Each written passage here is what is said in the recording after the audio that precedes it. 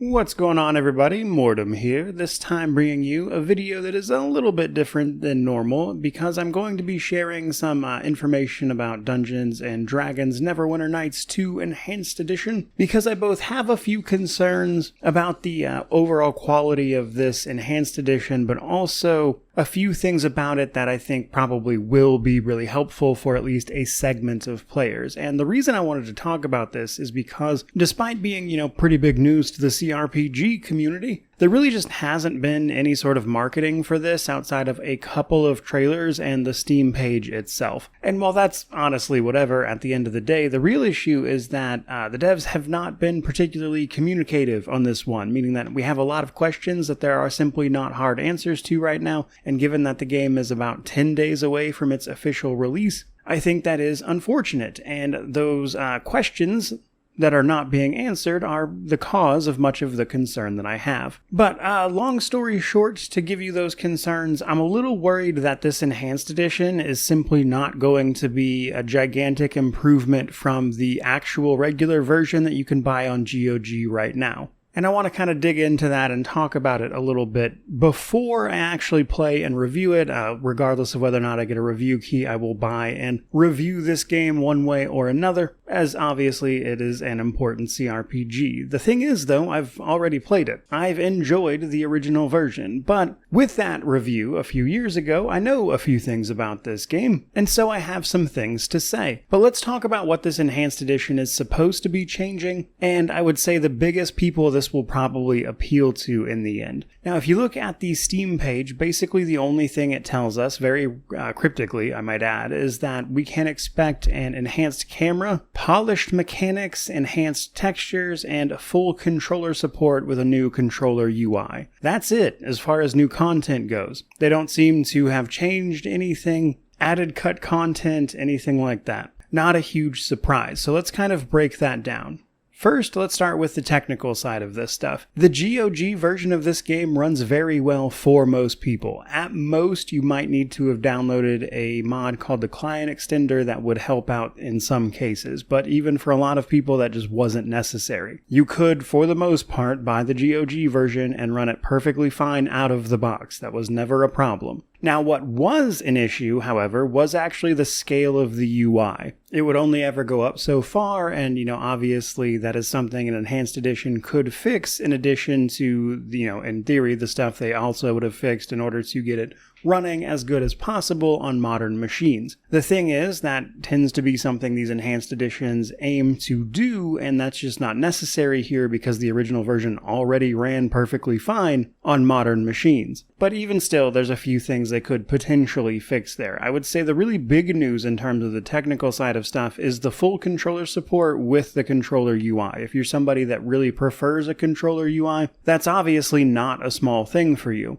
And given that the increase in price from the regular to the enhanced version is $10, I imagine that would be enough for some people. What's more, something I know from having played the original, the multiplayer of Neverwinter Nights 2 does not work unless you install some mods to get it to work. And even then, because its toolset and stuff was never quite as popular as the original Neverwinter Nights, there just isn't as much there to play around with. So in fact, what a lot of people would do was just stick to the single player stuff, which was even still a little lighter on content because the tool set for the second game to make all of that stuff was less user-friendly as well. And yet, if you look at the Steam page for Neverwinter Nights 2 Enhanced Edition, it mentions cross-platform multiplayer, online co-op, PvP, and even Steam Workshop support. So it looks like a significant portion of that increase in price from $20 to $30 is largely going to be justified by both the controller stuff alongside seemingly having restored all of the multiplayer and mod functionality and everything like that. But the problem is that's kind of just a maybe. I also don't know how compatible the stuff that was already made would be with this Enhanced Edition because they haven't provided any answers about the details of the behind the scenes stuff there. You compare that to Neverwinter Nights, where they worked with like modders and everything to make sure everything was working for the launch of that enhanced edition, and you can see there's been a bit of a difference there. So, if this releases and the multiplayer and stuff works as intended without too much of a hassle and you don't have to jump through hoops or everything, sure, that could be plenty of reason to justify that price increase. But the fact that they've provided basically zero actual details on any of that or shown it working is a miss, frankly. I would go so far as to say, from everything they've shown and what I know about this game, that functionality would be the driving force in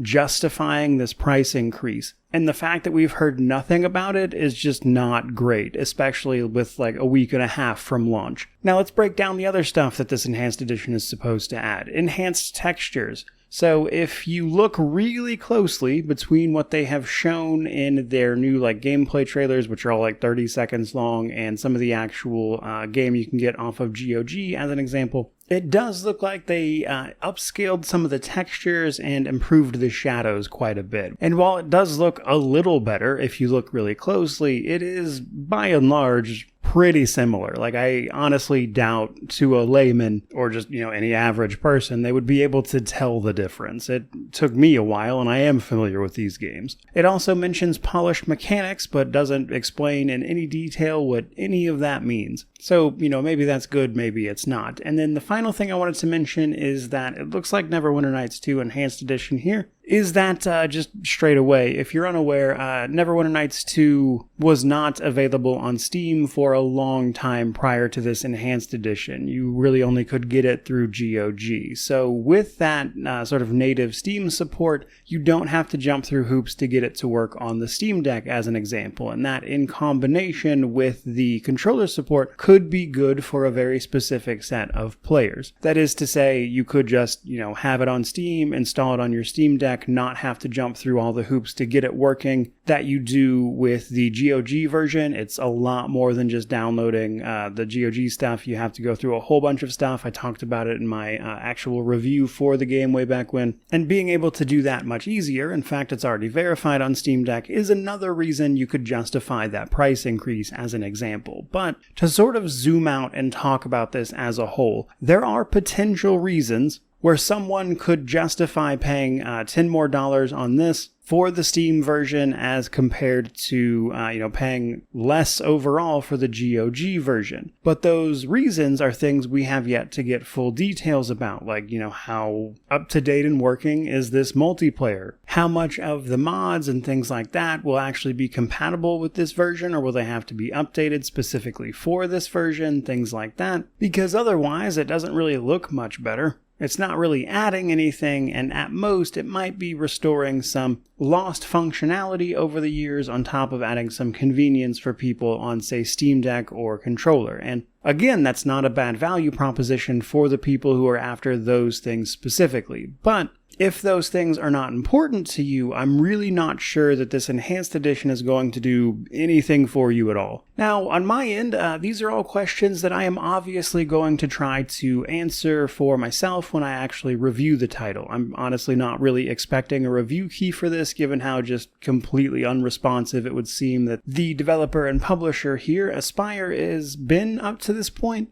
So I'm expecting it to take a little while, frankly. And while I honestly don't really care about getting a review key or not, I'm going to review it either way. What I do really wish is that Aspyr would tackle some of this stuff head on and start answering some of the questions people have so they know ahead of the game's release. So the long and short of it is that this Enhanced Edition primarily seems to be trying to restore some lost functionality, at least from some of the stuff we can see on the Steam page, alongside just bringing it to Steam, making access to things like the Steam Deck easier. But even with that stuff, it's kind of a guessing game right now because these questions I have about even those things simply aren't getting answered. And I don't think it's a great look to not be answering the questions surrounding like the thing people would probably be buying this Enhanced Edition for, given that you can buy a very, very similar version just on GOG for less, literally right now. But as for today, that's pretty much all I've got for you guys. There's kind of some stuff I wanted to talk about because I'm a little frustrated with this.